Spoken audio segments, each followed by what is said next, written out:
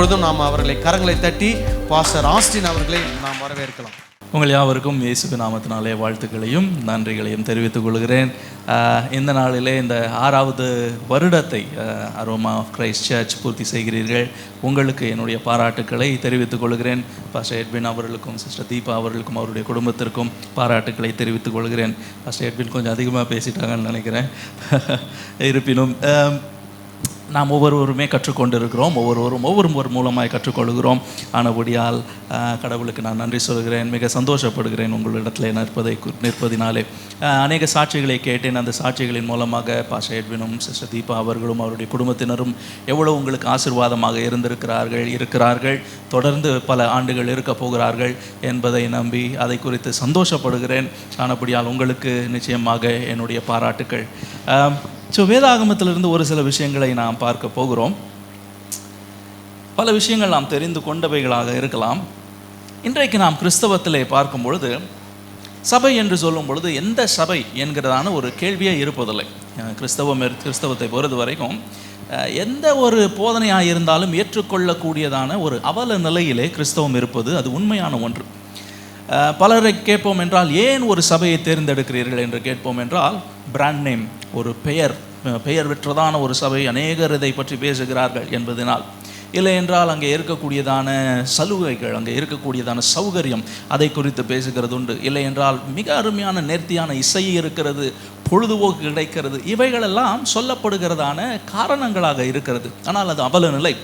உண்மையாகவே கிறிஸ்துவின் சபை எவ்வாறு இருக்க வேண்டும் என்பது புரிந்து கொள்ளக்கூடியவர்கள் தான் கிறிஸ்துவின் சபையினுடைய அங்கத்தினர்கள். முதல்ல கிறிஸ்துவின் சபை என்னவாக இருக்க வேண்டும் என்பதை புரிந்து கொள்கிறவர்கள் தான் கிறிஸ்துவின் சபை. இந்த சபையிலே நீங்கள் இருக்கிறீர்கள். போதகர் மிக அருமையாக நேர்த்தியாக நடத்துகிறார்கள். மிக சந்தோஷமான ஒன்று. போதகர் அவர்களுடைய குடும்பத்தினர் எவ்வளவு போதித்தாலுமே சபை என்பதை நாம் புரிந்து கொள்ள வேண்டும். நாம் ஒவ்வொருவரும் தான் சபை. போதகர் சபை அல்ல, இந்த கட்டிடம் சபை அல்ல, ஒவ்வொருவரும் தான் சபை. ஆனபடியால் கிறிஸ்துவினுடைய சபை என்று நாம் பேசும் பொழுது இங்கே கூடி வந்திருக்கிறவர்களை பற்றி மாத்திரம் நம்ம பேசவில்லை. உலகளாவிய அளவிலே கிறிஸ்துவை பின்பற்றக்கூடியவர்கள் கிறிஸ்துவினுடைய சபை. அந்த கிறிஸ்துவினுடைய சபையிலே நாம் ஒவ்வொரும் அங்கத்தினர்களாக இருக்கிறோமா என்கிற கேள்வியை தான் இன்றைக்கு நான் கேட்க போகிறேன். இந்த சபையின் அங்கத்தினர்களாக இருக்கிறீர்கள், நல்ல போதனைகளை கேட்கிறீர்கள், மிக சந்தோஷமான ஒன்று. ஆனால் ஒவ்வொருவரும் தான் சபை. இந்த நடத்துகிறவர் சபை அல்ல. யார் சபை? ஒவ்வொருவரும். நீங்கள் கிறிஸ்துவனுடைய சபையினுடைய அங்கத்தினர்களாக இருக்கிறீர்களா? வந்து போவது, கேட்பது, புரிந்து கொள்ளுதல், பாராட்டுதல், அது ஒரு பக்கம் இருக்கட்டும், சந்தோஷமானவைகள். ஆனால் அதன்படி நடந்து கொள்கிறோமா என்கிற கேள்வியை ஒவ்வொருவரும் நாம் கேட்க கடமைப்பட்டு இருக்கிறோம். அதைத்தான் இன்றைக்கு நாம் கேட்க போகிறோம். ஏனென்றால் பல நேரங்களிலே உபதேசத்தை குறித்து, அதை குறித்ததான ஒரு அக்கறையே அற்றவர்களாக பல நேரங்களில் இருக்கிறோம். பல நேரங்கள் என்ன நினைக்கிறோம்னா, என்ன ஒரு உபதேசமாக இருந்தால் பைபிள்ல இருந்தானே வருது. ஏன்னா இங்கே மட்டும் கிடையாது. எப்படின்னு சொன்னால், சர்ச்சில் சண்டே வந்து பிரசங்கத்தை கேட்டுட்டு போவாங்க. ஓகே, சாட்டர்டே ஒரு பைபிள் ஸ்டடிக்கு வருவாங்க, இல்லை சண்டே பைபிள் ஸ்டடிக்கு வருவாங்க. மற்ற நாட்களில் யூடியூப்பில் உட்காந்து என்ன பண்ணிகிட்டு இருப்போம்? ஒரு பிரசங்கத்தை கேட்டுக்கிட்டு இருப்போம். டிவியில் ஒரு பிரசங்கத்தை கேட்டுக்கிட்டு இருப்போம். கரெக்டாக? என்ன பிரசங்கம் எங்கே இருந்து வருகிறது, அதுதான் நம்மை உண்மையாக யார் என்று அடையாளப்படுத்துகிறது. சபையிலே நல்ல சபையில் இருக்கிறீர்கள், பிரசங்கங்கள் நல்ல விதத்தில் கொடுக்கப்படுகிறது, போதனைகள் கொடுக்கப்படுகிறது. பட் இடைப்பட்ட நாட்களிலே, மற்ற நேரங்களிலே என்ன விதமான செய்தியை நீங்கள் கேட்கிறீர்கள் என்பது உங்களை கிறிஸ்துவினுடைய சபையின் அங்கத்தினர்களா இல்லையா என்பதை காண்பிக்கக்கூடியது. அதைத்தான் இன்றைக்கு நாம் ஆராய போகிறோம். நாம் உண்மையாகவே கிறிஸ்துவினுடைய சபையின் அங்கத்தினர்களா இல்லையா என்பதை வைத்து. ஏனென்றால் ரொம்ப அழகாக யோவான் சொல்வார். 2 யோவான் நீங்கள் எடுத்துக்கிட்டிங்கன்னா, 2 யோவான் ஒரே அதிகாரம் தான் இருக்கும், 11ஆம் வசனம். பல நேரங்கள் நம்ம என்ன நினைக்கிறோம்னா, எந்த ஒரு செய்தியினாலும் யாருனாலும் நம்ம அங்கீகரிப்பது, ஏற்றுக்கொள்ளுதல் என்பது கிறிஸ்தவ பண்பு என்று நாம் நினைக்கிறோம். அப்படி தானே? கிறிஸ்தவ பண்பு என்ன? பல நேரங்களில் கிறிஸ்தவம் அப்படின்னாலே அதற்கு ஒரு அட்ஜெக்டிவ் ஒன்று சொல்லுவோம்னா, அதற்கு ஒரு அடைமொழி ஒன்று சொல்லுவோம்னா என்ன சொல்லலாம்? கிறிஸ்தவம் என்றாலே என்ன விதமான மார்க்கம்? மனமாற்றமா? கிறிஸ்தவம்னாலே அன்பு. சரியா? Christianity, love. இதுதான் வந்து பல நேரங்களில் நம்ம இணைத்து பேசுவோம். கரெக்டா இல்லையா? ஆமாவா இல்லையா? அப்படி தான் பேசுவோம். ஸோ இந்த அன்பிற்கு இலக்கணமான ஒருவர் இருக்கிறார். அவர் பேரை வந்து அன்பின் அப்போஸ்தலன். யாருன்னு தெரியுமா உங்களுக்கு? யோவான். அவர் எழுதுறாரு. 2 யோவான் 11ஆம் வசனம் வாசிங்க. தமிழில் 10 நினைக்கிறேன். 10 வாசிங்க. ஒருவன் உங்களிடத்தில் வந்து இந்த உபதேசத்தை கொண்டு வராமல் இருந்தால் அவனை உங்கள் வீட்டிலே ஏற்றுக்கொள்ளாமலும் அவனுக்கு வாழ்த்துதல் சொல்லாமலும் இருங்கள். அவனுக்கு வாழ்த்துதல் சொல்லுகிறவன் அவனுடைய துர்க்கிரியைகளுக்கும் பங்குள்ளவனாயிருக்கிறான். ஓகே, என்ன சொல்றாரு? அன்பின் அப்போஸ்தலன் என்ன சொல்றாரு? சில பேரை என்ன பண்ணக்கூடாதான், வீட்டிலேயே சேர்க்கக்கூடாதுட்டார். எது என்னங்க அன்பு? ஒருவேளை நம்ம வந்து அப்படி சேர்க்க மாட்டோம். எப்படி சேர்ப்போம்னா யூடியூப் வீடியோவில் சேர்ப்போம், டிவியில் பார்க்குற பிரசங்கத்தில் சேர்ப்போம். இவர் என்ன சொல்கிறார்? சில பேரை வீட்டில் எதனால் சேர்க்கக்கூடாதான்? எதனால் சேர்க்கக்கூடாது? அவர்களுடைய உபதேசத்து நிமித்தமாக அவர்களை நீங்கள் சேர்க்கலாகாது. அப்படி சேர்த்தீங்கன்னா என்னன்னு சொல்கிறாரு? அவர்களுடைய துர்க்கிரியிலே நீங்கள் பங்குள்ளவர்களாக இருக்கிறீர்கள். இன்னைக்கு யோசிச்சு பார்க்கணும். இன்னைக்கு உண்மையாகவே கிறிஸ்துவினுடைய அந்த உலகளாவிய சபையிலே நாம் இணைந்திருக்கிறோமா? இல்லை என்றால் கிறிஸ்துவின் சபையில் இணைந்திருப்பது போல நம்மை நாமே திருப்தி செய்து கொண்டிருக்கிறோமா? இன்னும் ஒரு வசனத்தையும் வாசிக்கிறேன் விரும்புகிறேன். 1 யோவான் 2ஆம் அதிகாரம் 19ஆம் வசனம். தமிழில் மேபி முன்ன பின்ன இருக்கலாம். அவர்கள் நம்மை விட்டு பிரிந்து போனார்கள், ஆகிலும் அவர்கள் நம்முடையவர்களாய் இருக்கவில்லை. நம்முடையவர்களாய் இருந்தார்களானால் நம்முடனே நிலைத்திருப்பார்களே. இவர்கள் யாரை பற்றி பேசுகிறாருன்னா, இன்றைக்கி பல நேரங்களில் இந்த கிறிஸ்தவத்தில், அதுவும் இந்த கோவிட்லாம் வந்த பிறகு நிறையா கிறிஸ்தவ சேனல்லாம் பார்த்தோம்னா எதை பற்றி ரொம்ப பேசிகிட்டு இருப்பாங்கன்னா, இயேசு கிறிஸ்துவின் வருகை, என்ன நடக்க போகுது, இயேசு கிறிஸ்து எப்போ வருவார்னு கூட பேச மாட்டாங்க. ஒருத்தரை பற்றி அதிகமாக பேசிக்கிட்டே இருப்பாங்க. நான் சொல்வேன், ஃபேவரட் கேரக்டர் ஆஃப் கிறிஸ்டியானிட்டி நிறைய பேருக்கு. கிறிஸ்தவம் அப்படின்னாலே எதை பற்றி, கடைசி காலம்னு ஒருத்தரை பற்றி பேசிக்கிட்டே இருப்போம். யார்? இயேசுவை பற்றி பேசுவோம். இயேசு வருகைன்னு சொல்லுவோம். பட் இன்னொருத்தர் ரொம்ப அதிகமாக பேசிக்கிட்டே இருப்பாங்க.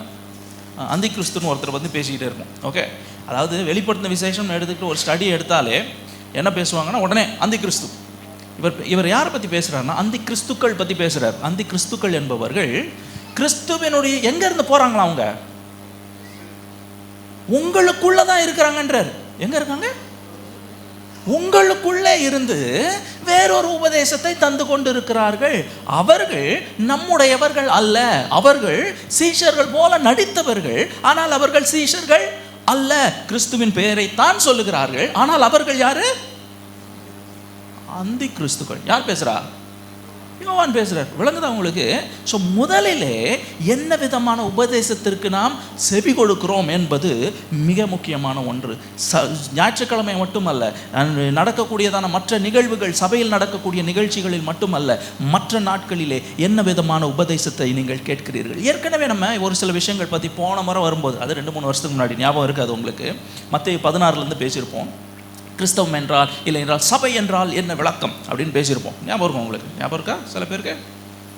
அப்போ இருந்தவங்க இருக்கிறீங்களா? எனக்கு தெரியல. ஓகே, எதை பற்றி பேசியிருப்போம்னா, கிறிஸ்து முதல் முறையாக சபை அப்படின்னு ஒரு வார்த்தையை சொல்லியிருப்பாரு. பேதுருட்ட கேட்டிருப்பாரு, நீங்கள்லாம் மற்றவங்களாம் என்ன சொல்கிறாங்க அப்படின்னு அவர் கேட்பார். என்னை பற்றி அவங்களாம் சொல்லுவாங்க, நீ தீர்க்கதரிசி அப்படின்னு சொல்கிறாங்க, நீங்கள் என்ன சொல்கிறீங்க அப்படின்னு கேட்பார் இயேசு கிறிஸ்து. அவங்க என்ன சொல்லுவார்? பேதுரு என்ன சொல்லுவார்? நீர் ஜீவனுடைய தேவனுடைய குமாரனாகிய கிறிஸ்து அப்படின்னு சொல்லுவார். உடனே இயேசு கிறிஸ்து, மாம்சம் ரத்தம் இதை உனக்கு வெளிப்படுத்தவில்லை அப்படின்லாம் பேசிட்டு, இந்த கல்லின் மேல் என் சபையை கட்டுவேன் அப்படின்னு சொல்லியிருப்பார். ஸோ இதை பற்றி போன முறை வரும்போது, அதான் சொன்னேன், ஒரு 3 வருஷத்துக்கு முன்னாடி இருக்கும்னு நினைக்கிறேன், அதை குறித்து பேசினேன்.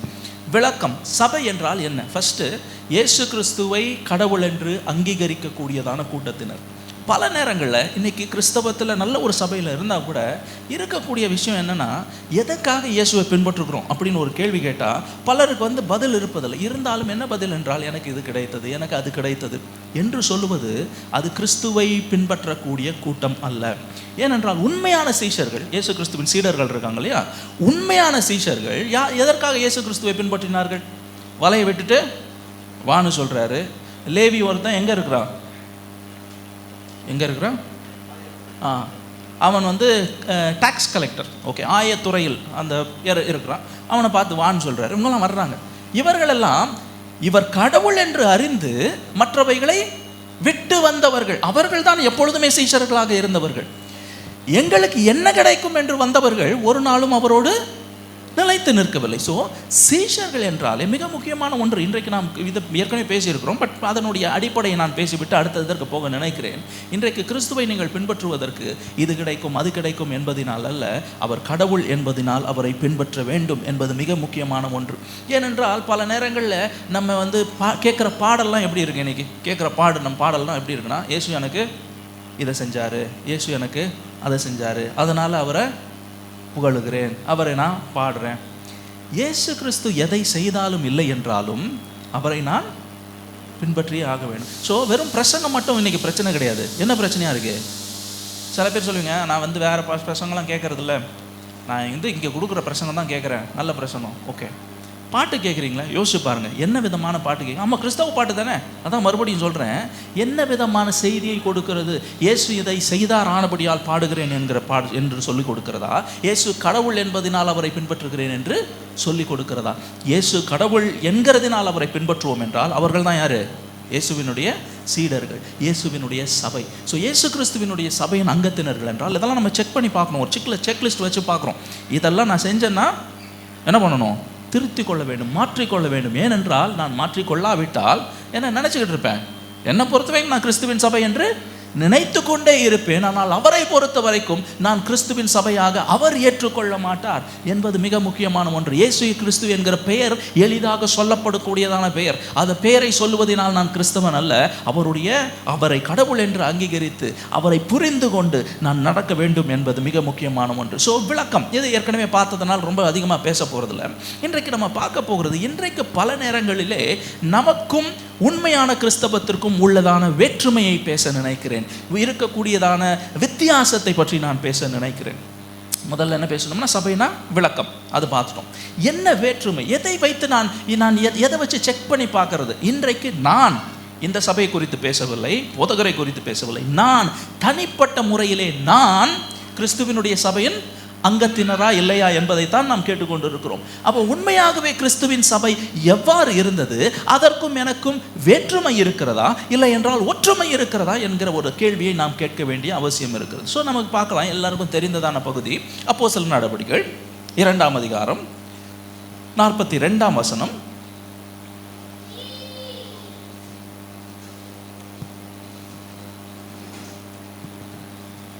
அப்போஸ்தலர் நடவடிக்கைகள் 2ஆம் அதிகாரம் 42. அவர்கள் அப்போஸ்தலருடைய உபதேசத்திலும் அந்யோன்யத்திலும் அப்பம் பிட்குதலிலும் ஜெபம் பண்ணுதலிலும் உறுதியாய் தரித்திருந்தார்கள். இதுதான் மிக முக்கியமான ஒன்று. தேங்க்யூ பாஷா. இதுதான் சபை எதிலே தரித்திருக்க வேண்டும்? அப்போஸ்தலருடைய உபதேசம். அப்போஸ்தலருடைய உபதேசம்னா என்ன? யாருங்க அப்போஸ்தலர்? இயேசு கிறிஸ்துவின் சீடர்கள் தான் அப்போஸ்தலர்கள். இயேசு கிறிஸ்துவினுடைய உபதேசங்களை அப்போஸ்தலர்கள் மூலமாக அதை கவனிப்பதற்காக மிக முக்கியத்துவம் கொடுத்தவர்கள் தான் இயேசு கிறிஸ்துவினுடைய, அதுதான் இயேசு கிறிஸ்துவினுடைய சபை. இன்றைக்கு அதற்கு முக்கியத்துவம் கொடுக்கிறோமா? மறுபடியும் நான் கேட்கக்கூடிய கேள்வி, இன்றைக்கு நமக்கு அப்போஸ்தலர்கள் இல்லையே, என்ன இருக்கு நமக்கு? அப்போஸ்தலருக்கு பதிலாக என்ன இருக்கு? நியூ டெஸ்டமெண்ட்ல இருக்கக்கூடிய என்னது இருக்குங்க? அப்போஸ்தலர்கள்ட்ட என்ன இவங்க கற்றுக்கிட்டாங்க? அப்போஸ்தலர்கள் இடத்துல என்ன? அப்போஸ்தலர்கள் யாருங்க? ஐ விட்னஸ், இயேசுவை நேரிலே பார்த்தவர்கள். ஸோ இயேசு யாரு, இயேசு எப்படி வாழ்ந்தாரு, இயேசு என்ன போதித்தார், இந்த 3 தான் அவர்கள் மற்றவர்களை போதித்து கொண்டிருக்கிறார்கள். ஸோ அப்போஸ்தலருடைய உபதேசம்னால என்னன்னா, இயேசு கிறிஸ்து இன்னார் என்பதும், இயேசு கிறிஸ்து எவ்வாறு வாழ்ந்தார் என்பதும், இயேசு கிறிஸ்து என்ன போதித்தார் என்பதும், இதெல்லாம் நமக்கு இன்னைக்கு பேதுரு இல்லையே, இன்னைக்கு யோவான் இல்லையே, ஒன்றும் கவலைப்பட வேண்டாம். அவங்களாம் என்ன பண்ணியிருக்காங்க? எழுதி வைத்திருக்கிறார்கள். என்ன எழுதி வைத்திருக்கிறார்கள்? மத்தேயு, மார்க்கு, லூக்கா, யோவான் ஆகியதான இந்த நற்செய்தி நூல்களை எழுதி வைத்திருக்கிறார்கள். அதுதான் நம்ம இன்னைக்கு அப்போஸ்தலருடைய போதனை. திரும்ப திரும்ப வாசிக்கிறீர்களா? இன்னைக்கு பல நேரங்களில் கிறிஸ்தவர்கள்ட்ட கேட்டோம்னா, என்ன நீங்கள் டெய்லி வாசிக்கிறீங்க அப்படின்னு கேட்டால் என்ன சொல்கிறாங்க? பைபிளே வாசிக்கிறாங்களான்னு தெரியல பலர். ஓகே, பல நேரங்கள் எப்படி இருக்குன்னா, சர்ச்சில் கேட்குற பிரசங்கத்தோட முடிஞ்சிருது. Bible வாசிக்கிறீங்களா daily? ஓகே, வேதத்தை வாசிக்க வேண்டும். வேதத்தை வாசிக்கும் போது என்ன வாசிக்கிறீங்கன்னு கேட்டால் பலருக்கு எப்படி இருக்குன்னா, எது? நீதிமொழிகள், சங்கீதம். ஓகே, இதை தான் நம்ம சொல்லிக்கிட்டே இருப்போம், சங்கீதம், நீதிமொழிகள். ஏன்னா நீதிமொழிகள் 31 நாள் இருக்குது. யாரும் ஒரு லாஜிக் சொன்னாங்க, அது என்னன்னு தெரியல, இப்படி தான் 31 நாள் இருக்குது. ஸோ ஒரு நாள் மிஸ் ஆனாலும் பரவாயில்ல, இன்றைக்கி என்ன தேதியோ, இன்றைக்கி 10ஆம் தேதியா, நீதிமொழிகள் 10 எடுத்து வாசிங்க. அதுதான் இன்றைக்கி நம்ம மெடிடேஷன். இல்லைனா சங்கீதங்களில் ஒன்று எடுத்து வாசிக்கிட்டு இருக்கிறது. எது வாசிக்கப்பட வேண்டியதான ஒன்று, எதுங்க? மத்தேயு, மார்க்கு, லூக்கா, யோவான். திரும்ப திரும்ப திரும்ப திரும்ப திரும்ப திரும்ப வாசிக்கிறீங்களா? அப்படி வாசிங்கன்னா அப்போஸ்தலருடைய உபதேசத்தை கேட்கிறீர்கள். இல்லை என்றால் என்ன நினச்சிக்கிட்டு இருக்கிறோம்? ஓ, இயேசு கிறிஸ்துவின் சபையிலே நான் அங்கத்தினர். இயேசுவை பொறுத்த வரைக்கும் அவரை யார் என்பதையும் அவர் கற்றுக் கொடுத்ததையும் அவருடைய போதனைகளையும் அவருடைய வாழ்க்கைக்கும் நீங்கள் முக்கியத்துவம் கொடுக்கிறீர்களா? இதெல்லாம் இந்த கேள்வி யாருக்குன்னா, என்கிட்ட நீங்கள் பதில் சொல்ல வேண்டியதில்லை. யாருக்கு பதில் சொல்லணும்? உங்களுக்கு நீங்கள் பதில் சொல்லணும். இயேசுவுக்கு தெரியும், கடவுளுக்கு தெரியும் இல்லையா? உங்களுக்கு நீங்கள் பதில் சொல்லுங்க. உங்களை பார்த்து இந்த கேள்வியை கேளுங்கள். நீ எதை முக்கியத்துவப்படுத்துகிறாய்? எதை நீ அதிகமாய் வாசிக்கிறாய்? எந்த போதனை உனக்கு முக்கியமாக இருக்கிறது என்பதை யார்கிட்ட கேளுங்க. ஏன்னா நிறைய நேரம் பிரசங்கம் எப்படி சொல்லுவோம்னா, பிரசங்கம் எப்படி இருந்துச்சு பத்தியா, உனக்கு தான் அப்படின்னு யாரும் சொல்லிட்டு இருப்போம். பக்கத்தில் இருக்கிற ஆளை பார்த்து சொல்லிட்டு இருப்போம், இல்லைனா மனைவியை பார்த்து சொல்லிட்டு இருப்போம், இல்லை கணவரை பார்த்து சொல்லிட்டு இருப்போம். யாருக்குன்னா, உனக்கு தான் பாஸ்டர் சொன்னார். இங்கே சொல்லப்படுகிறது எல்லாமே யாருக்கு? எனக்கு. யோசித்து பாருங்கள், இன்றைக்கு அதற்கு முக்கியத்துவம் கொடுக்குறோமா? இந்த உபதேசம் என்பது அவ்வளவு முக்கியமானது. இயேசு என்ன அதில் ஒரு தமிழ்லையும் அழகாக இருக்குது, ஆங்கிலத்திலையும் அழகாக இருக்குது. என்ன சொல்கிறாங்கன்னா, they gave importance to the teaching of the apostles. அப்போஸ்தலருடைய உபதேசத்தில் தரித்திருந்தார். உபதேசங்கள் கிடையாது, என்னதுங்க? உபதேசம், ஒன் டீச்சிங். அது எங்கே இருந்துன்னா, இயேசு கிறிஸ்துவனுடைய உபதேசம் தான் இவர்களுடைய உபதேசம். அதில் மாற்று கருத்து இருப்பதற்கான வாய்ப்புகளே இல்லை. அதற்கு முக்கியத்துவம் கொடுப்பீர்கள் என்றால் இன்றைக்கு இயேசு கிறிஸ்துவனுடைய சபை என்கிறதான ஒன்றிலே நீங்கள் நிலைத்திருக்கிறீர்கள் என்பதை நீங்கள் புரிந்து கொள்ளலாம். ஏனென்றால் இன்றைக்கு பலர் என்ன தேடுகிறார்கள் என்றால், வேதத்தை வாசிக்கும் போது என்ன புதுசாக என்ன கிடைக்கும். ஏன்னா இன்றைக்கி சொல்கிறாங்கல்ல, variety is the spice of life. இல்லைனா போர் அடிச்சிருது நமக்கு. நான் நிறைய நேரம் சொல்லுவேன், அதாவது பைபிள் புதுசாக எதையும் நம்ம நினைக்கிற மாதிரி சொல்லாது. ஒரே விஷயம்தான் திரும்ப திரும்ப. வேதத்தினுடைய அடிப்படையே ரொம்ப அடிப்படை. எதெல்லாம் சொல்லலாம், என்னது? கடவுள் எல்லாத்தையும் அழகாக உண்டு பண்ணார். நம்ம அவருடைய பிரமாணங்கள் படி நடக்காதனால அது குலைந்து போய்விட்டது. அவருடைய பிரமாணங்களின்படி நாம் நடப்போம் என்றால் அவருடைய ராஜ்யத்திலே நாம் இருக்க போகிறோம். இதுதான் எங்கே வரப்போகுது? திரும்ப திரும்ப திரும்ப திரும்ப பதில் வரப்போகுது. அதனால் வெரைட்டி வேணும், புதுசாக ஏதாவது வேணும். இதுதான் நிறைய பேரை பொறுத்த வரைக்கும் வெளிப்பாடுன்னு என்னது? ஏதாவது புதுசாக கடவுள் சொல்லணும். பைபிளை எடுத்து வச்சுக்கிட்டு, ஆண்டவரே நீர் என்னோடு பேசும், புதுசாக ஏதாவது பேசும். ஏன்னா மற்றவங்களுக்குலாம் தெரியாத ஒரு ரகசியத்தை பேசும். அப்படி தான் நம்ம பேசிகிட்டு இருக்கோம். ரகசியம் வந்தால் தான் அதுதான் நமக்கு ஒரு ஸ்பெஷலாக நமக்கு தோணுது இல்லையா? எல்லாருக்கும் கிடைச்சது எனக்கும் கிடைச்சிச்சுன்னா அதில் என்னங்க பெருசு? எனக்கு ஏதாவது புதுசாக கிடைக்கணும். ஒரே ஒரு உபதேசம் தான். அந்த உபதேசத்தை திரும்ப திரும்ப வாசிக்கணும், திரும்ப திரும்ப ஃபாலோ பண்ணணும். அதுதான் there is no new revelation. புரிந்து கொள்ள வேண்டியதான அவசியம் இருக்கிறது. எதிலெல்லாம் இது இருக்குன்னா ரொம்ப அழகாக இருக்குது. கொலோசியர் பவுல் எழுதுகிறாரு, வாசிடுவோமே. கொலோசியர் 3ஆம் அதிகாரம் 16. ரொம்ப அழகான பகுதி. கிறிஸ்துவின் வசனம் உங்களுக்குள்ளே சகல ஞானத்தோடும் பரிபூரணமாக வாசமாயிருப்பதாக, சங்கீதங்களினாலும் கீர்த்தனைகளினாலும் ஞான பாட்டுகளினாலும் ஒருவருக்கொருவர் போதித்து புத்தி சொல்லிக்கொண்டு உங்கள் இருதயத்திலே கர்த்தரை பக்தியுடன் பாடி, வார்த்தையினாலாவது கிரியையினாலாவது நீங்கள் எதை செய்தாலும் அதையெல்லாம் கர்த்தராகிய இயேசு கிறிஸ்துவின் நாமத்தினாலே செய்து அவர் முன்னிலையாக பிதாவாகிய தேவனை ஸ்தோத்தரியுங்கள். தேங்க்யூ. பாட்டு பாடுறதே எதுக்கான்? வாசிங்களா? அதை பாட்டு பாடுறது எதுக்கான்? போதித்து புத்தி சொல்ல. பாடல் பாடுறது எதுக்கான்? போதித்து புத்தி சொல்ல. யோசிச்சு பாருங்க, இன்னைக்கு பாடலில் என்னைக்கு இங்கே புத்தி சொல்றதில் இருக்கு? இன்னைக்கு பாடலில் என்ன இருக்குன்னா, என்ன இருக்கு? உணர்ச்சி இருக்கு. நான் எப்படி ஃபீல் பண்ணுறேன். ஓகே. ஸோ சில நேரங்களில் இன்னைக்கு ஆரம்பமே அப்படி தான் இருக்குது. ஒரு இந்த கான்சர்ட் மாதிரி கான்சர்ட்லாம் பார்த்துருக்கீங்களே, How are you சென்னை அப்படின்னு வருவாங்க. அந்த மாதிரி நீங்கள் வரும்போதே எப்படின்னா, பல இடங்களில் How do you feel, எப்படி நீங்கள் உணர்றீங்க. Okay. There is no place for emotion. உணர்ச்சிக்கு இங்கே இடம் இல்லை, அறிவாற்றலுக்கு இடம் இருக்கிறது. இன்றைக்கி யோசிச்சு பாருங்கள், நீங்கள் பாடல் பாடும்போது உணர்ச்சி ததும்ப பாடிட்டு இருக்கீங்களா, இல்லைனா உங்களுக்கு குத்துதா? பாடல் குத்துற மாதிரி எங்கே இருக்குது பாடல்? நீங்கள் யோசிச்சு பாருங்கள். இன்றைக்கி பாடல் அவர் சொல்கிறாரு, நீங்கள் கூடி வரும்போது எப்படி பாடணுமா? பாடணும். அந்த பாடல் என்ன செய்யணுமா? உங்களுக்கு போதிக்க வேண்டும், உங்களை உணர்த்த வேண்டும். அப்படிப்பட்ட பாடல்களை இன்றைக்கு நீங்கள் கேளுங்கள், அப்படிப்பட்ட பாடல்களை எழுதுங்கள், அப்படிப்பட்ட பாடல்களை பாடுங்கள். ஸோ இது எல்லாமே ஒரே வரிசையில் தான் நம்ம பேசிகிட்டு இருக்கிறோம். இவைகள்லாம் அன்றைக்கு சபையிலே நடந்தது. ஆனபடியால் இவைகள் எல்லாம் கிறிஸ்துவனுடைய சபை இன்றைக்கு உங்கள் வாழ்க்கையிலே நீங்கள் பாடுகிறதான பாடல்கள், நீங்கள் கேட்கிறதான பாடல்கள், இன்னைக்கு வந்து மில்லியன் வியூஸ் கிடைச்சிருக்கு அப்படின்னு யூடியூப்ல பார்த்தீங்கன்னா அதில் இருக்கக்கூடிய கிறிஸ்தவ பாடலை பார்த்தீங்கன்னா எப்படி எதை பற்றி பாடியிருக்கோம்? இயேசு எனக்கு எந்த செஞ்சாருன்னு இருக்கும், இல்லைனா நான் எப்படி ஃபீல் பண்ணுறேன்னு இருக்கும்.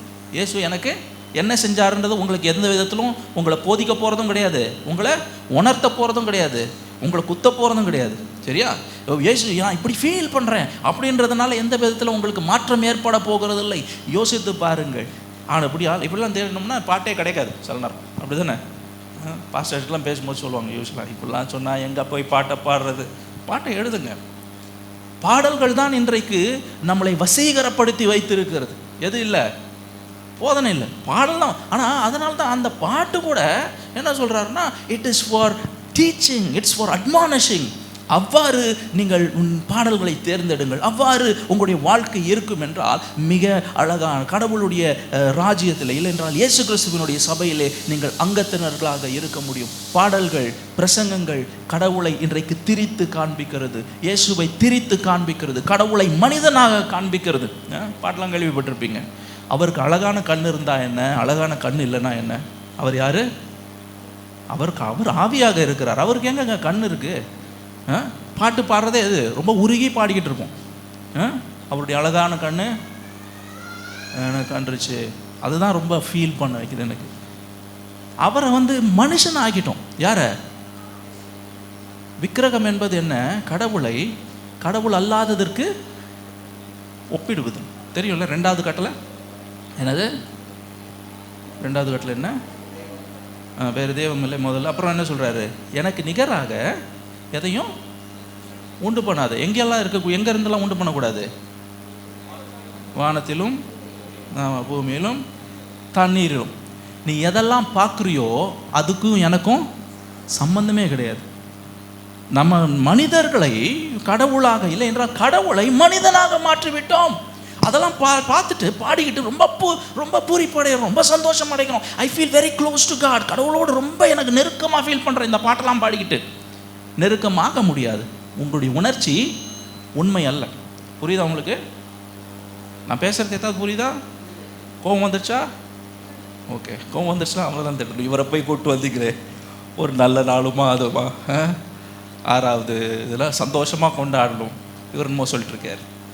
இவைகள் தான் உண்மையாகவே, அதான் மறுபடியும் சொல்கிறேனே, இந்த சபை என்கிறதுலே அது ரொம்ப சந்தோஷமான ஒரு இந்த சபையில் நீங்கள் அங்கத்தினர்களாக இருப்பது மிக அழகான ஒன்று.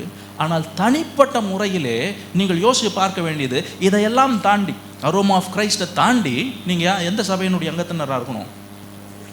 கிறிஸ்துவினுடைய சபை என்கிற அந்த பெரிய கூட அதில் வந்து இந்த சபை என்கிறதான பேச்சே கிடையாது. இண்டிவிஜுவல் தான், தனிநபர் தான் பார்க்கப்படுகிறீர்கள். அந்த தனிநபராக கிறிஸ்துவினுடைய சபையினுடைய அங்கத்தினர்களாக இருக்கிறீர்களா என்று யோசித்து பார்க்க வேண்டிய அவசியம் நமக்கு இருக்கிறது. இன்னைக்கு வந்து கூடி வருதல் அப்படின்னு சொல்லும்போதே சில நேரம் வந்து கூடி வருதல் எப்படி இருக்குன்னா சோஷியல் கிளப்பாக மாறிடுச்சு. சோஷியல் கிளப் என்னென்னா, கூடி வர்றது எதுக்கு? வீட்டில் போர் அடிக்குது, வீட்டில் சண்டையும் சச்சரவுமாக இருக்குது, இங்கே வந்து டீ கடையில் உட்காந்து 4 பேர் பேசுகிற மாதிரி சோஷியல் கிளப்பாக மாறிடுச்சு. எல்லாமே மாறிக்கொண்டு வருகிறது. என்ன நீங்கள் செய்து கொண்டிருக்கிறீர்கள் யோசித்து பாருங்கள். வாசிக்கும் போது வாசிச்சாங்க, அப்போஸ்தலருடைய உபதேசத்தில் தரித்திருந்தார்கள். வேற என்னெல்லாம் பண்ணாங்க அவங்க? அந்யோன்யம். இன்னைக்கு என்ன இருக்குது யோசிச்சு பாருங்கள். வெறும் ஷேக் ஹேண்ட்ஸ் கொடுத்துட்டு ஒரு அம்மா எப்படி இருக்கீங்க அப்படின்னு கேட்குறது அந்யோன்யம் கிடையாது. அது வந்து சூப்பர்ஃபிஷியாலிட்டி. ஓகே, அது யாருனாலும் பண்ணலாம். அந்யோன்யம் என்பது பிறரை உங்களுக்கு நிகராக பார்த்தல், அதுதான் அந்யோன்யம். அது நமக்குள்ள இருக்கிறது. அது வந்து எங்க தெரியாதுன்னா நமக்கு தான் தெரியும். நீங்கள் மற்றவங்களை பார்க்கும்போது படிச்சிருக்கிறாங்களா படிக்கலையா, உங்களுடைய படிப்பு என்னவா இருக்குது, அவங்க படிப்பு என்னவா இருக்குது, பார்க்குற பார்வை எப்படி இருக்குது, பேசுகிற பேச்சு எப்படி இருக்குது, இது எப்படி இருக்கும் எங்கே தெரியுது? உங்களுக்கு மட்டும்தான் தெரியும், வேறு யாருக்குமே தெரியாது. புரியுதா? ரொம்ப அழகாக சிரிச்சுட்டு கை குலுக்கிட்டு பிரைஸ் தி லார்ட் சொல்லிட்டு போயிடும். மனதிலே அந்யோன்யம் என்பது பிறரை என்னுடைய நிலையில் பார்க்க வேண்டும். அவர்கள் குறைந்திருப்பார்கள் என்றால் என்னுடைய நிலைக்கு அவர்களை உயர்த்த வேண்டும். இல்லை என்றால் நீங்கள் கிறிஸ்துவினுடைய சபையினுடைய அங்கத்தினர் அல்ல. எந்த வகையிலலாம் உயர்த்தணும்? அதனால தான் அன்றைக்கி கூடி வரும்போது இந்த பாடலை பற்றி பேசணுமே கொலோசியரில். அவங்க கூடி வரும்போது என்ன பண்ணாங்கன்னா, ஒருவருக்கு ஒருவர் புத்தி சொன்னார்கள், ஒருவருக்கு ஒருவர் போதித்தார்கள். எல்லாருமே பிரயோஜனமாக இருக்கிறாங்க. அங்கே வந்து ஒரு கிவர் ஒரு ரிசீவரே கிடையாது. ஒருத்தர் சொல்கிறாரு, இன்னும் ஒருத்தங்க ஒவ்வொருவருமே ஏதோ ஒரு வகையிலே மற்றவர்களுக்கு பிரயோஜனமாக இருத்தல். பல நேரங்களில் இந்த கன்சியூமர் சொசைட்டியாக மாறிடுச்சுல. கன்சியூமர் சொசைட்டினா என்னன்னா, நம்ம வாங்கிக்கிட்டே இருப்போம். இந்த சோஷியல் மீடியாலாம் அது என்னது கன்சியூமரிசம். ஓகே, என்ன கான்டென்ட் வருதோ அதெல்லாம் பார்த்துக்கிட்டே வீட்டில் உட்காந்துக்கிட்டு இருப்போம். எதுவுமே நம்முடைய சைட்ல இருந்து என்ன நம்ம கொடுக்குறோம். அன்னோன்யம் என்பது மற்றவர்களை என்னுடைய நிலைக்கு, மற்றவர்களை என்னை போல பார்ப்பது. இன்னொன்று, மற்றவர்களை என்னுடைய நிலைக்கு உயர்த்துதல். கிறிஸ்துவனுடைய உபதேசத்தை நீங்கள் அறிந்திருக்கிறீர்களா, அதே உபதேசம் மற்றவர்களுக்கு போய் சேர வேண்டுமே என்கிறதான அந்த ஏக்கம் இருக்க வேண்டும். அந்த அந்த என்ன சொல்றது, ஒரு உந்துதல் நமக்கு இருக்க வேண்டும். இல்லை என்றால் அன்னோன்யத்தை பற்றி பேசுவதிலே அர்த்தமில்லை. மற்றவர்கள் சமுதாய நிலையிலே தாழ்வு நிலையில் இருக்கிறார்களா, அவர்களை தாழ்வாக பார்க்காமல் அவர்களை என்னுடைய நிலைக்கு உயர்த்த வேண்டும். அப்படி நீங்கள் செய்கிறீர்களா? தனிப்பட்ட முறையில் சபையாக ஒருவேளை ஒரு என்ன சொல்றது, ஒரு சபைக்குன்னு ஒரு நிகழ்வு இருக்கும். பாஸ்டர் சொல்லுவாங்க இதெல்லாம் நம்ம செய்யணும் அப்படின்னு சொல்றதுனால பல நிகழ்வுகள் நடக்கும். தனிப்பட்ட முறையிலே நீங்கள் இவைகளை செய்கிறீர்களா? அன்னோன்யம் என்பது பிறரை எனக்கு சமமாக பார்த்தல் மட்டுமல்ல, மற்றவர்களை என்னுடைய நிலைக்கு உயர்த்துதல். அது கடவுளுடைய வார்த்தைகளை கற்றுக் கொடுப்பதன் மூலமாய், சமுதாயத்திலே அவர்களை உயர்த்துவதன் மூலமாய், பண விஷயங்களிலே ஜனங்களை உயர்த்துவதன் மூலமாய், இல்லை என்றால் அறநெறியிலே அவர்களுக்கு தெரியாத விஷயங்களை கற்றுக் கொடுத்து உயர்த்துவதன் நிமித்தமாக தனிப்பட்ட நபராக இவைகளை செய்கிறீர்களா? யோசிச்சு பாருங்க. செய்கிறீங்கன்னா இயேசு கிறிஸ்துவின் சபை. இல்லை என்றால் இது நம்மை வேறுபடுத்தி காண்பித்து விட்டார் என்பதற்கு அல்ல. இவைகள் நாம் மாறுவோம் என்றால் நாம் நிச்சயமாக இயேசு கிறிஸ்துவின் சபையின் அங்கத்தினர்களாக இருப்போம். ஆனபடியால் அப்படிப்பட்டவைகளுக்கு நாம் முக்கியத்துவம் கொடுப்போம். அப்படிப்பட்டவைகள் நம்முடைய வாழ்க்கையில் முக்கியமாக இருக்க வேண்டும். 1 கொரிந்தியரில் நமக்கு இது தெரிந்ததான பகுதியாக இருக்கும். 12ஆம் அதிகாரம் 12 to 27 முழுவதுமாக நம்ம வாசிக்க முடியாது. அவர் பேசியிருப்பார், நாம் எல்லாரும் கடவுளுடைய சரீரத்தின், இயேசு கிறிஸ்துவினுடைய சரீரத்தின் அவயவங்களாக இருக்கிறோம். அவயவங்கள் என்று சொல்லும் பொழுது மற்றவர்களால் பலன் பெற்றுக்கொள்வது மட்டுமல்ல, மற்றவர்களுக்கு பலனை ஏற்படுத்தக்கூடியவர்களாய் நாம் இருக்கிறோம் என்கிறது மிக முக்கியமான ஒன்று. அந்த வகையில் தான் நான் சொல்லி கொண்டிருக்கிறேன், நம்முடைய பங்கு என்னவாக இருக்கிறது. இன்னைக்கு ரெஸ்பான்சிபிலிட்டியே இல்லாமல் போயிடுச்சு. நான் கேட்குறேன், நல்லா கற்றுக் கொடுத்தாங்க, கேட்குறேன், நீங்கள் என்ன செய்கிறீங்க? நீங்கள் உங்கள் பொறுப்பு என்னென்றால் பெற்றுக்கொள்கிறோம், அதோடு முடிஞ்சிடாரு. என்ன நடக்கணும்? அதுதான் சீஷர்களுக்கு கொடுத்தார். நீங்கள் எல்லாம் கற்றுக்கிட்டீங்க, ரொம்ப சந்தோஷம், மற்றவங்களுக்கு போய் சொல்லிக் கொடுங்க. உங்களுக்கு கிடைத்திருக்கிறது சந்தோஷம், மற்றவர்களுக்கு கிடைக்க பண்ணுங்கள். உங்களுக்கு இருக்கிறது என்றால், உங்களுக்கு கொடுக்கப்பட்டிருக்கிறது என்றால், உங்களுக்கு நல்ல போதனைகள் கிடைத்திருக்கிறது என்றால், உங்களுக்கு நல்ல விதத்தில் நடத்தப்படுவீர்கள் என்றால், அது உலகம் முழுவதிலும் உள்ள அனைவருக்கும் போய் சேர நீங்கள் என்ன செய்கிறீர்கள் என்கிறதான ஒரு கேள்வியை உங்களை குறித்து நீங்கள் கேளுங்கள்.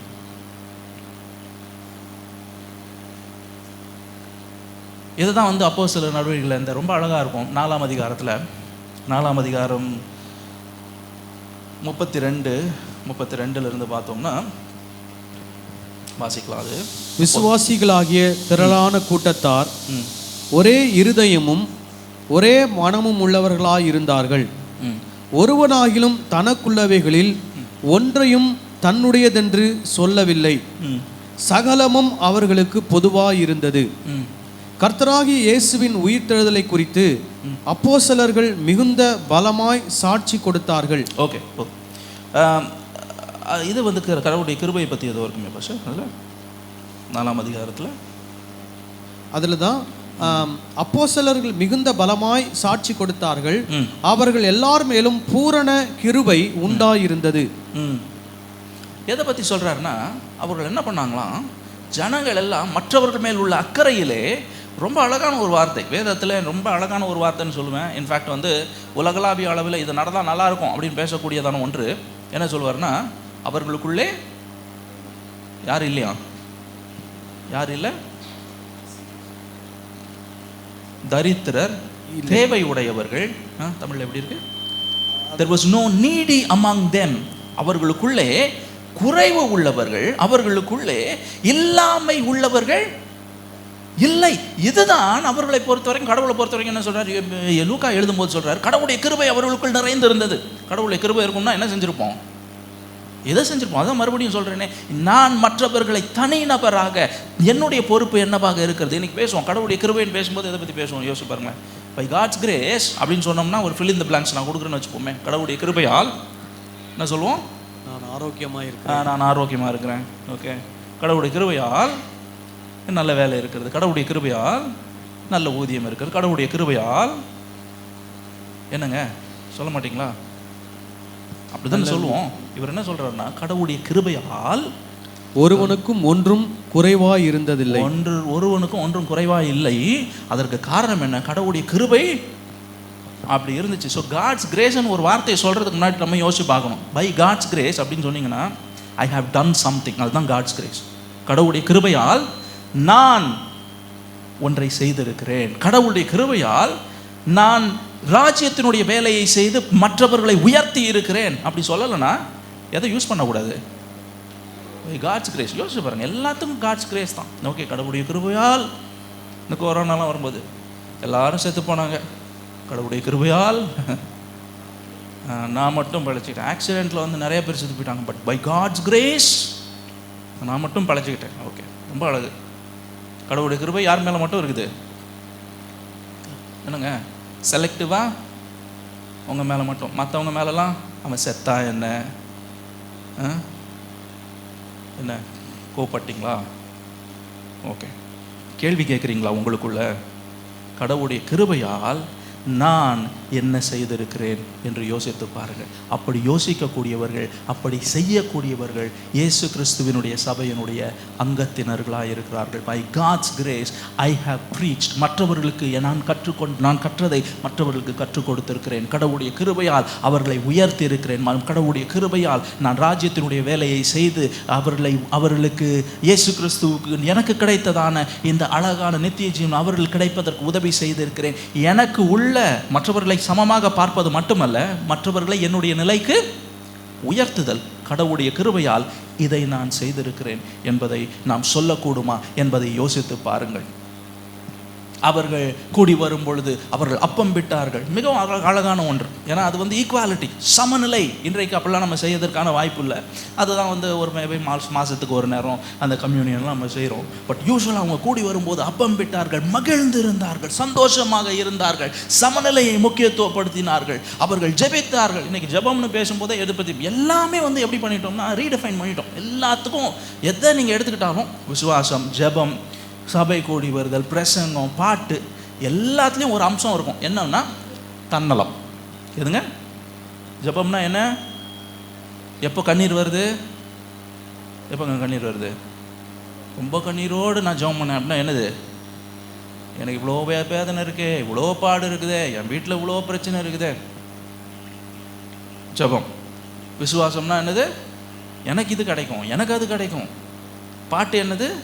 நான் இப்படி ஃபீல் பண்ணுறேன், நான் அப்படி ஃபீல் பண்ணுறேன், கடவுள் எனக்கு இதை செஞ்சார், கடவுளுடைய கிருபைனா என்ன, எனக்கு இது கிடைச்சி. எல்லாமே தன்னலம், சுயநலம். ஆனால் இங்கே அவர்கள் செய்தது ஜெபம் என்பது மற்றவர்கள் மேல் உள்ள அக்கறை. ஏன்னா இவங்களுக்கு தான் எல்லாமே இருக்கு. ஒன்று வந்து எல்லாமே சமமாக இருக்கிறாங்க, சந்தோஷமாக இருக்கிறாங்க, வேற என்னதாங்க வேணும் வாழ்க்கையில்? இவர்களுடைய ஜெபமே எங்களுக்கு கிடைத்தது மற்றவர்களுக்கு கிடைக்க வேண்டும் என்கிறதான ஆவல். அதோடு முடியவில்லை. எப்பவுமே சொல்வேன், பல நேரங்கள் நம்ம சொல்லிடுவோம், ஜெபமே வந்து எல்லாத்துக்கும் நமக்கு ரிசல்ட், நமக்கு வந்து it's the answer for everything. இல்லை, இவங்கெல்லாம் அப்படி ஜெபம் பண்ணிட்டு உட்காந்துருந்தாங்கன்னா யாருமே வெளியே வந்திருக்க மாட்டாங்க. எங்கே உட்காந்துருப்பாங்க? எருசலேம்லேயே சந்தோஷமாக, எல்லாம் சந்தோஷமாக தானே இருந்தாங்க. கிடைக்க வேண்டிய ஒரு மனுஷனுக்கு என்னங்க தேவை? சாப்பாடு வேணும், அத்தியாவசிய தேவைகள் வேணும், அப்புறம் சந்தோஷம், சமாதானம் வேணும், உறவுகள் வேணும். இதை தவிர வேற என்ன வேணும்? இதெல்லாம் உங்களுக்கு கிடைச்சிச்சா கிடைக்கலையா? எல்லாம் கிடைச்சி ரொம்ப ரொம்ப சந்தோஷமா இருக்கிறாங்க, ரொம்ப சந்தோஷமா இருக்கிறாங்க, டெய்லி மீட் பண்றாங்க, அப்பம் பிக்குறாங்க. ஸோ பியூட்டிஃபுல் சொசைட்டி, ரொம்ப அழகான ஒரு சமுதாயம். என்ன வேணும்? ஆனால் ஜெபம் பண்ணிட்டு அங்கேயே உட்கார்ந்துருந்தாங்க. they went out, பல இடங்களுக்கு செல்றாங்க, இயேசு கிறிஸ்துவை அறிவிக்கிறார்கள், ராஜ்யத்தினுடைய வேலையை செய்கிறார்கள். அப்படிப்பட்ட துடிப்பு நமக்கு இருக்கிறதா? இல்லைனா கம்ப்ளேசண்டாக உட்காந்துருக்கோம், எனக்கு எல்லாம் கிடைச்சிட்டு, பை காட்ஸ் கிரேஸ் எனக்கு எல்லாமே கிடைச்சிருச்சு உட்காந்துக்கிட்டு இருக்கிறோமா? மற்றவர்களுக்கு அதான் மறுபடியும் கேட்க வேண்டிய கேள்வி, வாட் ஹேவ் ஐ டன்? எனக்கு கிடைத்ததை வைத்து நான் என்ன செய்திருக்கிறேன்? அந்த கேள்விக்கு பதில் இல்லைன்னா இன்னைக்கு யோசிங்க, இன்னைக்கு செய்ய ஆரம்பிங்க. அப்போ நம்ம சொல்லலாம், உண்மையாகவே சொல்லலாம், நான் கடவுளுடைய இயேசு கிறிஸ்துவினுடைய சபையினுடைய அங்கத்தினர் என்று நாம் சொல்லக்கூடும். யோசித்து பாருங்கள். பாடல்கள் எதுவாக இருந்தாலும் அவைகள் தன்னலமுடையவைகளா? நாம் இயேசு கிறிஸ்துவை முக்கியத்துவப்படுத்துகிறோம்.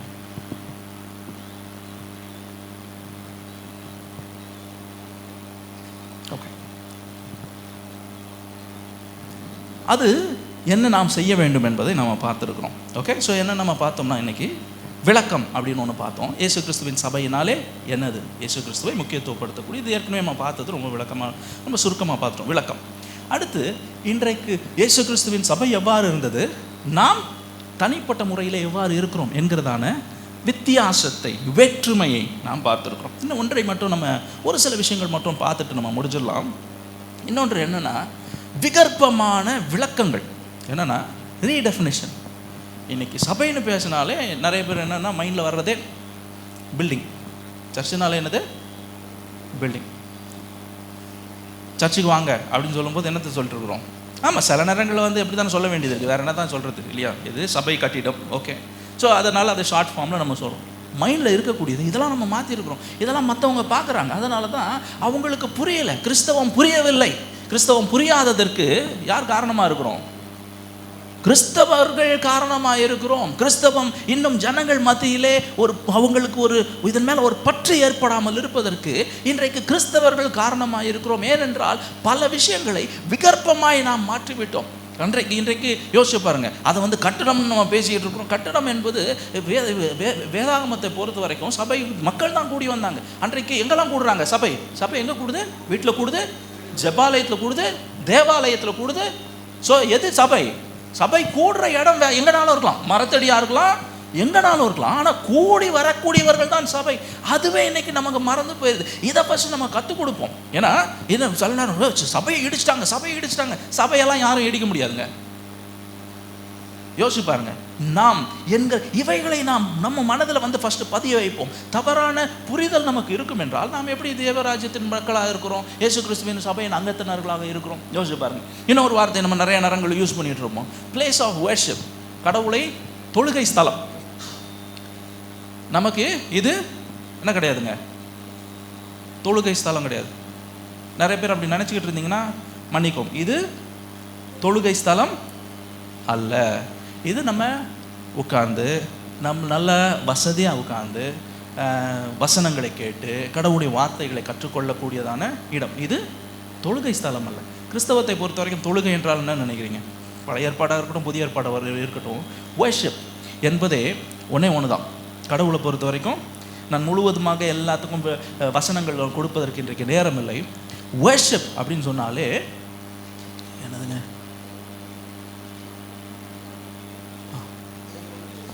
தேவனோடு பேசுதெல்லாம், துதிச்சு பாடுறதா? நீங்க துதிக்கிறதுனால அவருக்கு என்னங்க நன்மை?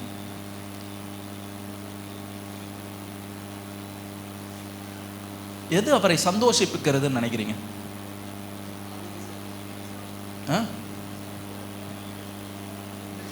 நன்மை செய்தல், ஓகே. எது அவரை சந்தோஷப்படுத்துதுன்னு நினைக்கிறீங்க? ஒன்று நம்ம புரிஞ்சுக்கணும், நம்ம எதை செஞ்சாலும் அவருக்கு பிரயோஜனம் இல்லை. நம்ம எதை செஞ்சாலும் யாருக்கு பிரயோஜனம் இல்லை? அவருக்கு பிரயோஜனம் இல்லை. இப்போ யாராவது ஏதாவது செஞ்சால் நமக்கு சந்தோஷம் வர்றது காரணம் அது இல்லாமல் இருந்திருக்கும். இடத்துல வந்து நல்லா நம்மளை பற்றி பேசிட்டாங்க, ரொம்ப சந்தோஷமாக இருக்குது. நமக்கு வந்து ஒன்று கிடச்சிச்சு, சந்தோஷமாக இருக்குது. ஏன்னா அதெல்லாம் நமக்கு அது இல்லாமல் இருந்திருக்கு இல்லையா? அது சந்தோஷத்தை ஏற்படுத்து. கடவுளுக்கு அப்படி கிடையாது. அவர் எல்லாம் உடையவர். அதுபோல் நம்ம எதை கொடுத்தாலும் அது அவருக்கு பிரயோஜனமற்றது. ஏன்னா எதை கொடுத்தாலும் என்னவா இருக்க போகுது? நம்ம கொடுக்குறது அது திடப்பொருளாக இருக்க போகுது. அவர் திடப்பொருளே இல்லாதவர், அவர் ஆவியாக இருக்கிறார். புரியுதா? ஸோ ஆனபடியால் நாம் எதையும் கொடுக்க முடியாது. ஆனால் ஒரு வந்து அவரை சந்தோஷப்படுத்துதுன்னா நாம் அவருடைய கட்டளைகளுக்கு கீழ்ப்படிதல். எதுங்க நல்லது? எது அவருக்கு சந்தோஷத்தை ஏற்படுத்துது? அவருடைய கட்டளைகளுக்கு கீழ்ப்படிதல். ஸோ இன்னைக்கு வர்ஷிப்ன்ற பதத்தை வந்து ஹைஜாக் பண்ணிட்டோம். எல்லாத்தையும் ஹைஜாக் பண்ணிடும். ஹைஜாக் பண்ணுறதுனா என்னன்னு தெரியுதுல்ல? ஹைஜாக் பண்ணுறதுனா கடத்தல். ஓகே, ஆமாம், அதுதான் நல்ல வார்த்தையை என்ன பண்ணிடுவோம்? ஒரு பிளேன் ஒரு இடத்துக்கு போக வேண்டியதை அதை கடத்தை வேற இடத்துக்கு கொண்டு போயிடும். வார்த்தை வர்ஷிப்னு ஒரு வார்த்தை, நல்ல வார்த்தை தான், ஆராதனை, தொழுகை, அதுக்கு என்ன பண்ணிடுவோம்? வேற ஒரு அர்த்தத்தை கொடுத்துருவோம். ஹைஜாக் பண்ணி வேற எங்கே கொண்டு போயிட்டோம். என்ன செய்வோம்? இது this is not the place of worship. எங்க பிளேஸ் ஆஃப் வர்ஷிப்னு நினைக்கிறீங்க? ஏன்னா தொழுகை என்பதே எது? கீழ்ப்படிதல். இங்கேயா கீழ்ப்படுறீங்க? கீழ்ப்படிதல் எங்கே நடக்கணும்? வீட்டில், ஆஃபீஸில், தெருவில், நீங்கள் எங்கே இருக்கிறீங்களோ அங்கே தான் கீழ்ப்படிதல் நடக்க வேண்டும். இது புரியாமல் கிறிஸ்துவனுடைய சபையின் அங்கத்தினர்லாம் பேச முடியாது. ஏனென்றால் நான் இங்கே வருவது தொழுகைக்காக அல்ல, நான் இருக்கிற இடம்தான், இருக்கிற இடத்தில் அவரை தொழுகிறேனா இல்லையா என்பதுதான் மிக முக்கியமானது. கேள்வி கேட்கணும். இருக்கிற இடத்துல, வேலை செய்கிற இடத்துல கடவுளுக்கு கீழ்ப்படுகிறேனா, வீட்டில் கடவுளுக்கு கீழ்ப்படுகிறேனா, தெருவில் வண்டி ஓட்டிக்கிட்டு போகும்போது கடவுளுக்கு கீழ்ப்படுகிறேனா, வேர் ஐ ஆம், நான் எங்கே இருக்கிறேனோ அதுதான் அது தொழுகை ஸ்தலம்னு கூட சொல்ல முடியாது. நான் செய்யக்கூடிய என்னுடைய செயல்தான் அவருக்கு நான் செய்யக்கூடியதான ஆராதனை. மாற்றிக்கொள்வோம். எது நமக்கு புரியலன்னா, கடவுளுடைய ராஜ்யத்தின் மக்கள், கடவுளுடைய சபையினுடைய அங்கத்தினர்கள் என்றெல்லாம் நாம் பேச முடியாது. இன்னைக்கு பிளேஸ் ஆஃப் வர்ஷிப்பாக மாறிடுச்சு. பல நேரங்களில் நம்ம என்ன பண்ணிட்டு இருக்கோம், இதை வந்து ஒரு டெம்பிள், டேபர்நாக்கிள் மாதிரி நம்ம நினச்சிக்கிட்டு இருக்கிறோம். கடவுள் எங்கே இருக்கிறாரு? கடவுளுடைய வீடு. கடவுளுடைய வீடுனா எங்கே? ஆமாம், கடவுளுடைய வீடு. ஸோ கடவுளை நான் பார்க்க போகிறேன். இங்கே வந்தால் கடவுளோடு நான் உறவாட முடியும். வெளியே இருந்தால் அது என்னமோ அது வேற இடம். ஓகே, ஸோ இங்கே மட்டும் அவர் கான்சென்ட்ரேட்டடாக இருக்கிறார். அப்படியே எந்த அளவுக்கு கடவுளை மட்டுப்படுத்தி வைத்து விட்டோம். கடவுள் ஆவியாக இருக்கிறார். அவர் எல்லா இடங்களிலும் இருக்கிறார். அவர் இல்லாத இடமே இல்லை. அவர் இல்லாத இடம் ஒன்று இருக்கும் என்றால் அவர் கடவுள் இல்லை. அவர் எல்லா இடங்களிலும் இருக்கிறார். இது வந்து அப்போ ஒரு பிளேஸ்க்கு முக்கியத்துவம் கொடுத்து ஒரு இடத்திற்கு முக்கியத்துவம் கொடுக்கக்கூடியவர்களாக இருப்போம் என்றால் தேவராஜ்யத்தின் மக்கள் அல்ல. ஜெபம் செய்கிற ஒரு இடம் இது தேவராஜ்யத்தின் மக்கள் அல்ல. ஏனென்றால் ஸோ இதெல்லாம் வந்து நம்ம முழுவதுமாக விளக்கம் கொடுக்கறதுக்கு மேபி பாஸ்டர் வந்து எப்போமாவது அதை டச் பண்ணும்போது அதை பற்றி பேசுவாங்க. House of prayer, it's not a house of prayer, it's not a house of God. கடவுளுடைய வீடு அல்ல, இது ஜெப வீடு. இயேசு கிறிஸ்து சொல்கிறாரு, இது வந்து பழைய ஏற்பாட்டில் சொல்லியிருக்கேன் ஜெப வீடுன்னு சொல்லியிருக்கேன். ஏசாயா பேசுகிறாரு, ஜெப வீடுன்னு பேசியிருக்கிறாரு. ஜெபம் என்பது அவர்களை பொறுத்த வரைக்கும் அந்த கான்டெக்ட் நம்ம வாசிச்சு பார்த்தோம்னா ரொம்ப அழகாக சொல்லுவாங்க. தவறு செய்தவர்கள் தங்களுடைய தவறை உணர்ந்து கொண்டு கடவுளோடு ஒப்புரவாகுவதற்கு அன்றைக்கு ஆலயம் தேவைப்பட்டது. அதனால் அது பேர் என்னதுங்க? ஜெப ஆலயம். ஸோ நம்ம வந்து ஆண்டவரே எனக்கு இதை செய்யும் அப்படின்னு சொல்கிறதுக்கு அது ஜெப ஆலயம் அல்ல. நாம் எவைகளையெல்லாம் திரித்து இருக்கிறோமோ, எவைகளையெல்லாம் விகற்பமாக மாற்றி இருக்கிறோமோ அந்த ஒக்காபுலரி செக் பண்ணுவோம். இன்னைக்கு ஒக்காபுலரினா வார்த்தை, நான் சொல்கிற வார்த்தைக்கும் அதுக்கு அர்த்தம் என்ன. இதெல்லாம் இப்படி பேசுறதுனால தான் மற்றவங்க என்ன நினைக்கிறாங்க, இதுவும் ஒரு மதம். கிறிஸ்தவம் முற்று முழுவதும் வேறுபட்டது. கிறிஸ்தவத்தை பொறுத்த வரைக்கும் தொழுகை ஸ்தலம் கிடையாது, கடவுள் இருக்கிற இடம் கிடையாது, ஜெபம் செய்யக்கூடிய ஒரு இடம் கிடையாது. கிறிஸ்தவத்தை பொறுத்த வரைக்கும் இவைகளை புரிந்து கொள்வோம் என்றால் நாம் உண்மையாகவே தேவராஜ்யத்தின் மக்களாக இருப்போம். இன்னொன்று மட்டும் நம்ம சொல்லி முடிச்சிடுறேன். சில நேரங்களில் கூடி வந்தால் தான் கடவுள் கேட்பார். ஓகே, இந்த ஜெபத்தோடு சேர்த்து, ஏன்னா அதுக்கும் ஒரு வசனம் வச்சுருப்போம். எங்கே 2-3 பேர் இருந்தால் தான். ஏன்னா அவருக்கு வந்து ஒரு ஆளுக்குன்னா அவர் வந்து அப்பியர் ஆக மாட்டார். அவர் ஏன்னா அவர் கொஞ்சம் என்ன சொல்கிறது, சில நேரம் பிரசங்கியார்கள் கூட அப்படி இருப்பாங்க. ஓகே, எத்தனை பேர் இருப்பாங்க? ஓகே, பெரிய கூட்டம்னா வருவாங்க. ஏன்னா அது ஒரு ஈகோ ப்ராப்ளம். என்ன ஒருத்தருக்கு போய் நான் வர்றதா? யாரை எப்படி ஆக்கிட்டோம்? யாருங்க? கடவுள் ஒருத்தர் இருந்தா அப்போ ஜெபம் பண்ணணும்னா என்ன பண்ணணும்? தனியாக இருந்தீங்கன்னா. அதனால தான் இப்போ சொல்கிறோம், ஃபோன் பண்ணி நீங்கள் யார்கிட்டையாவது கூட சேர்த்துக்கிட்டு கான்ஃபரன்ஸ் காலில் அவரையும் சேர்த்துக்கோங்க. அப்போ தான் வந்து, ஏன்னா யூ கேன் ப்ரே அலோன். தனியாக ஜெபம் பண்ண அப்படி எப்படி கேட்க? 2-3 பேர் இருந்தால் தான் அவர் ஏற்கனவே எல்லா இடங்களும் இருக்கிறாரெலாம் பேசிட்டோம். கான்டெக்ஸ்டே நமக்கு தெரியறதில்ல. அது வாசிச்சோம்னா சொல்லுவார், அது வேற. அவர் என்ன சொல்கிறாருன்னா, ஒருத்தன் தப்பு பண்ணானா அவன்கிட்ட போய் நீ சொல்லு, அவன் கேட்கலையா, நான் 3 பேரை கூட்டுப்போ, அவன் கேட்கலையா, சபையை கூட்டுப்போ, அவன் கேட்கலையா. அப்போ என்ன பண்ணு, சீஷர்களுக்கு கற்றுத்தரார். ஓகே, மத்தேயு 18 கற்றுத்தரார். என்ன சொல்கிறாரு? அவர்கள் அப்பொழுதும் கேட்கவில்லை என்றால் நீங்கள் எடுக்கிற தீர்மானம் தான் என்னுடைய தீர்மானமாக இருக்கும். நீங்கள் இவன் இதுக்கு மேலே சபையினுடைய அங்கத்தின் அல்ல என்று நீங்கள் யார் சீஷர் தீர்மானிப்பீர்கள் என்றால் அப்போ தான் அவர் சொல்வார், நீங்கள் பூலோகத்தில் எவைகளை கட்டுகிறீர்களோ அவைகள் பரலோகத்தில் கட்டப்பட்டிருக்கும், எவைகளை கட்டவிழ்ப்பீர்களோ அவைகள் பரலோகத்தில் கட்டவிழ்க்கப்பட்டிருக்கும். இன்றைக்கி நிறைய பேர் வந்து கட்ட விழுக்கிறேன், கட்டுறேன்னு சொல்லி இப்படியே கையை சுற்றிக்கிட்டே இருப்பாங்க. ஓகே, மேலே இருக்கிறதெல்லாம் அப்படி கட்டுறேன், இப்படி கட்ட விழுக்கிறேன். ஓகே, நான் எதை கட்டிடுவேன்? உங்கள் வீட்டுக்கு வந்து ஜெபம் பண்ணி இப்படி கட்டிடுவேன். நீ எனக்கு விரோதமாக எதாவது பேசினீங்கன்னா உங்கள் வீட்டில் வந்து அப்படியே கட்ட விழுத்து விட்ருவேன். ரொம்ப ஜாக்கிரதையாக இருக்கும். ஓகே, அந்த மேஜிக்லாம் கிடையாது. அவர் ரொம்ப அழகாக சொல்கிறார். என்ன சொல்கிறாருன்னா, நீ என்ன தீர்மானிக்கிறாயோ இந்த நபரை குறித்து அது என்னுடைய தீர்மானமாக இருக்கும். ஏனென்றால் ஒரு நபருடைய தீர்மானம் இல்லை. ஏன்னா ஒரு நபர் வந்து சில பேர் உங்களுக்கு அகேன்ஸ்டாக இருப்பாங்க, வந்துட்டு இவர் வந்து தப்பு பண்ணிட்டார் அப்படின்னு சொல்லிடலாம். 3 பேர் சொல்கிறார், 2-3 பேர் இருந்தால் அவங்க சீஷர்கள் அவர்கள் புரிந்து கொண்டு தீர விசாரித்து இவர்கள் செய்கிறது சரியல்ல என்கிற தீர்மானத்தை எடுப்பார்கள். அப்பொழுது நீங்கள் என்ன நினைக்கணும்? நீங்கள் எடுக்கக்கூடிய தீர்மானம் என்னுடைய தீர்மானமாக இருக்கிறது என்பதை. ஸோ விகற்பமாக இன்றைக்கு கிறிஸ்தவத்தை மாற்றி விகற்பமாக கடவுளுடைய வார்த்தைகளை பயன்படுத்துவோம் என்றால் யார் கிடையாதுங்க, நாங்கள் நம்ம இயேசு கிறிஸ்துவனுடைய சபையின் அங்கத்தினர்கள் அல்ல. விளக்கம், இயேசு கிறிஸ்து கடவுள் ஆனபடியால் அவரை பின்பற்றுகிறேன். கிறிஸ்துவினுடைய சபை வித்தியாசம். இயேசு கிறிஸ்துவினுடைய முதல் நூற்றாண்டு சபைக்கும் இன்றைக்கு நமக்கும் உள்ளதான வித்தியாசம், தனிநபர்களாக நமக்கு உள்ளதான வித்தியாசம். பல விஷயங்கள் பேசியிருக்கிறோம்.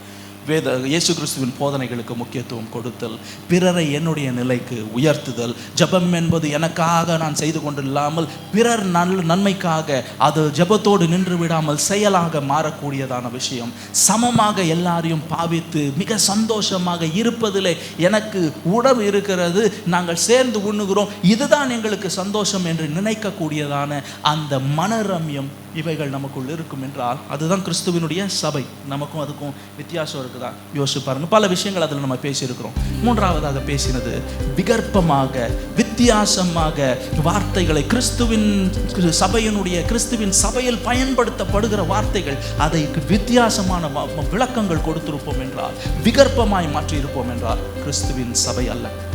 கிறிஸ்துவின் சபையாய் நாம் இருக்க விருப்பப்படுகிறோம், வாஞ்சிக்கிறோம். நாம் ஒவ்வொருவரும் அவ்வாறு இருக்க உங்களோடு சேர்ந்து நானும் ஜெபிக்கிறேன், உங்களை வேண்டிக் கொள்ள